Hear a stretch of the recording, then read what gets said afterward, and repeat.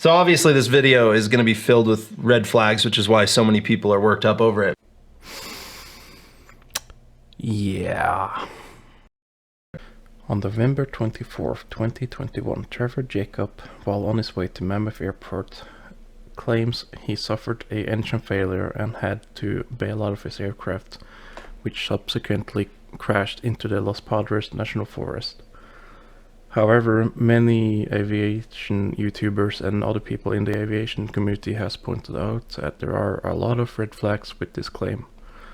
In fact, there are so many red flags that I decided to make this video and this list to clearly show them all.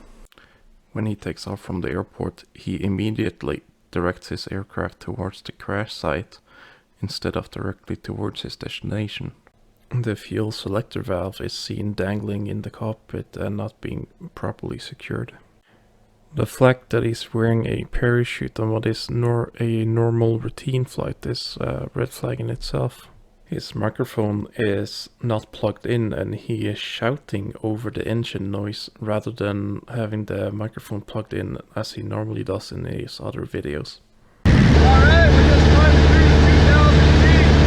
Beautiful morning. On our way to Mammoth.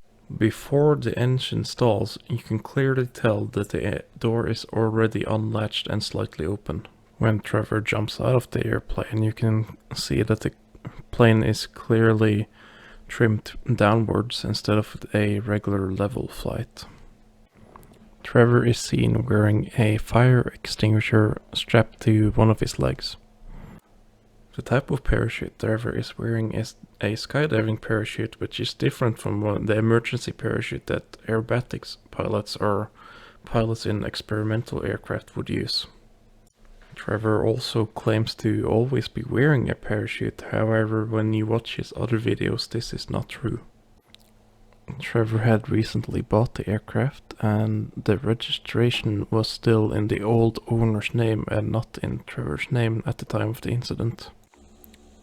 Trevor did absolutely nothing in terms of trying to restart the engine or trying to find a suitable landing spot or any other proper procedure prior to ditching the aircraft. After bailing from the aircraft, Trevor is free falling for a considerable time, losing vital altitude before opening his chute. When Trevor bails from the aircraft, he takes his expensive headset with him. Trevor is seen wearing a skydiving altimeter, which is strange even if he was wearing a parachute just for emergency. During his free fall, he is far too focused on the airplane and not trying to find a safe place to land his parachute. After opening the parachute, he flies his chute towards the crash site instead of towards civilization. Instead of landing in a clearing, Trevor decides to land his parachute in a bush of thorns. Trevor supposedly has a parachute just in case of an emergency, but he does not have any water, emergency supplies, provisions, or a first aid kit on board. The engine that you see the plane have in the video is not the original engine or not the engine that's on the FAA certification. You can tell that it's been painted over with a red paint to match the original engine, but this is in fact not the original engine, and with this engine being different than the one in the certification, this aircraft would actually not be airworthy. He is recording with 5 cameras on what is supposed to be a normal flight from A to B. There are many camera angles during the flight, but curiously we're never shown the camera angle from the camera that is sitting behind Trevor. The camera that is recording the cockpit and the flight controls is removed before he bails out of the aircraft. The fact that there is no fire at the crash site indicates that the airplane was very low on fuel, which is strange considering he had a very long flight. A YouTuber by the name of Typical Sim was able to recreate the incident in Microsoft Flight Simulator and discovered that he had plenty of places to land and was able to land successfully on his first try. Now, obviously, flight sim isn't 100% realistic, but pretty much any other aviation YouTuber will say that he probably had a lot of places he could have landed. One of those YouTubers being Trent Palmer, who pointed out a lot of places where he could have landed. Yeah, look at this whole wash behind him. That looks like a totally landable spot. At the beginning of the video, Trevor is talking about a sponsor for the video. Now, I will not be mentioning the company name of the sponsorship because I think they don't actually knew that he was planning to do this. But right after talking about the sponsorship, he then talks about his dead friend's ashes that he's planning on spreading. And I found it kind of weird how he just jumps right from one to the other. That's quite a red flag for me. He later edited the video to remove the part where he is talking about the sponsorship and the ashes of his dead friend. Trevor has had the ashes of his friend for 6 years, and it's only now that he's decided to scatter them. It's also worth mentioning that the ashes of his dead friend that he's planning on scattering are stored in a Ziploc bag. His friend's ashes stored in a Ziploc bag.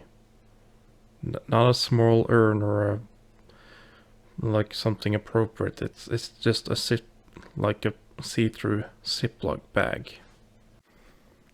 The incident took place on the 50th anniversary of the DB Cooper hijacking, but 1 month after the anniversary of his friend's death, which would have made more sense.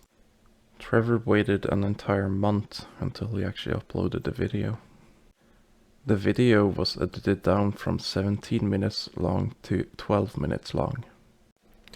YouTuber Buck Crockett found tracking data of a helicopter flight that suggests that the wreck of the airplane was airlifted out of the crash site before a proper investigation had been done. Instead of hiking towards safety, Trevor decides to hike towards the crash site. In another video posted 9 months earlier, Trevor claimed that his dog almost made him crash in that video, but there is no footage of that incident either. Trevor had only owned this aircraft for 1 month at the time of the incident and decides to fly it on this long trip instead of his regular aircraft. Trevor is wearing hiking boots, but later on when he actually goes to do the paragliding, he is wearing regular slip-ons. Trevor's character as a person is itself questionable, as for example his upload history on YouTube is full of misleading content.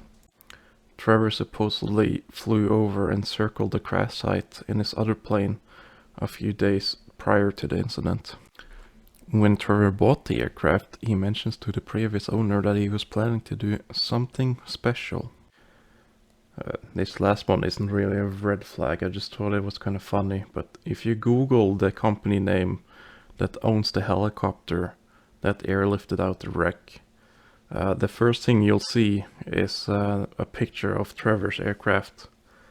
Now, I won't be mentioning the company name because I'm not sure if they knew the extent of the situation or if they knew that it was possibly illegal or if the NTSB had even investigated the wreck yet.